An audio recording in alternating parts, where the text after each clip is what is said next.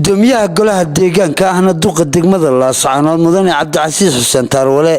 iyo waliba xogayaha fulinta dawladda hoose iyo waliba la taliyaha dhanka qaadashada shahaadada ee wasaaradda arrimaha gudaha Jamhuuriyadda Soomaaliland ayaa maanta shir jiray si wada jir ugu qabteen xafiiska maayirka degmada Laascaanood waxay ku soo bandhigeen shahaadada dhalashada caruurta degmada Laascaanood oo ay ugu baaqeen bulshada ku dhaqan magaalada Laascaanood inay u diyaar garoobaan qaataan shahaadadaasi oo laga helayo xarunta dawladda hoose degmada Laascaanood ugu horeyna la taliyaha wasaaradda arrimaha ayaa halkaasi ka hadlay anigoo ka socda wasaaradda arrimaha gudaha waaxda diiwaangelinta caruurta kulan lagu dardar gelinayo dhiirigelinta qaadashada shahaadada caruurtu markay dhawato waxay xaq u leedahay inay qaadato shahaado muwaadinimo oo dhalasho birth certificate wax la yiraahdo waxay wax ka tartaa inuu qofku cadeeyo halka uu ku dhashay xaqa uu dalka ku leeyahay iyo tirakoobka populationka dadweynaha ee dalkaas uu leeyahay marka halka kan waxa mashruucan wuxuu ka socdaa 10 degmo oo kamid ah 23 degmo ee maartay Jamhuuriyadda Soomaaliland ka kooban tahay afarna 2018 ayaa lagu dari doonaa hadii la haydmo waxa marka aan doonaynaa inaan dhiirigelino inay waalidiintu la socdaan faa'iidada ay leedahay shahaadadu in loo qaado caruurta marka ay dhalato ilaa 15 da'dooda ay ka gaarayso hadii uu 15 dhaafo ilmuhu wuxuu qaadanayaa ID-ga caadiga ee kale xogayaha dawladda hoose degmada Laascaanood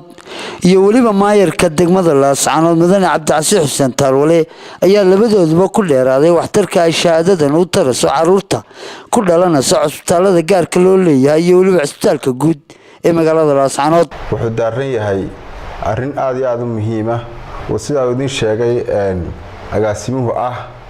kaarkii ama certificate-kii dhalashada ee ilmuhu markuu dhasho oo laga buuxinayay taasoo ah arrin aad iyo aad u muhiim ah awl waxaan helaynaa in yaani qofka weyn ama qaangaarka markuu qof qaangaaro inuu ID samaysto oo dhalashada loogu cadeynayo maanta waxaan u soo gudbinaynaa bulshada reer Laascaanood iyo guud ahaanba gobolka Sool aan ugu bishaareynaa inay helayaan ilmuhu markuu dhasho ilaa 15 sano ka yar in loo buuxiyo formkii certificate-ka qof kasta oo muwaadin Soomaaliland awl waxa jirtay in meelo badan ama meelo kale laga buuxiyo oo wax looga sameeyo laakiin waxaan u sheegnaa maanta ogeysiinayna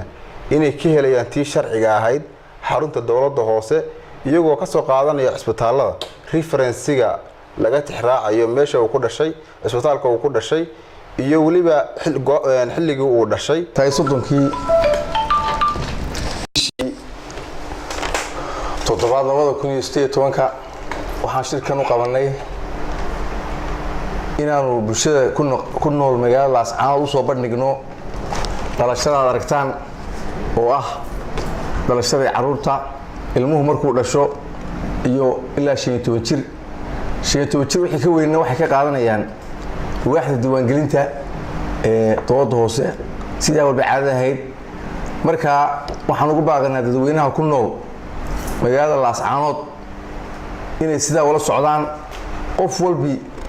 uu dhalashada ilmihiisa qaato dhalashadu waa xogta ugu muhiimsan ee adduunka reference-ka wax ugu muhiimsan ee tixraaco qoraal kuma lumo laakiin waxa maskaxda lagu qoraa ama buug lagu qoraa way lumaan marka dadweynaha Laascaanood waxa leeyahay war ciyaalkiina u qaada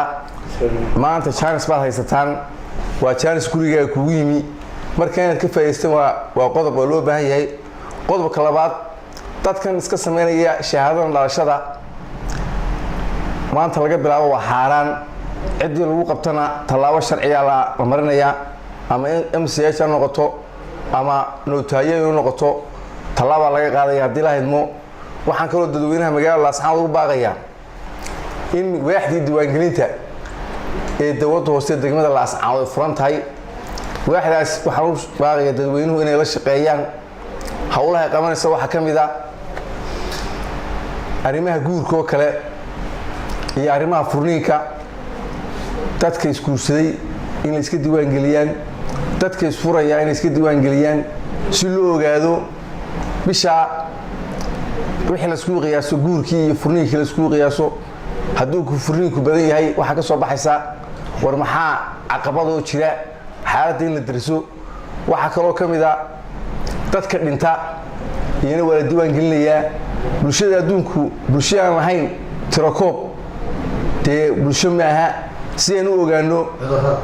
cudurrada xaaladda dhabta ee inta qof ee deegaankeena ku nool adduunka balweyshiga wax lagu xisaabtano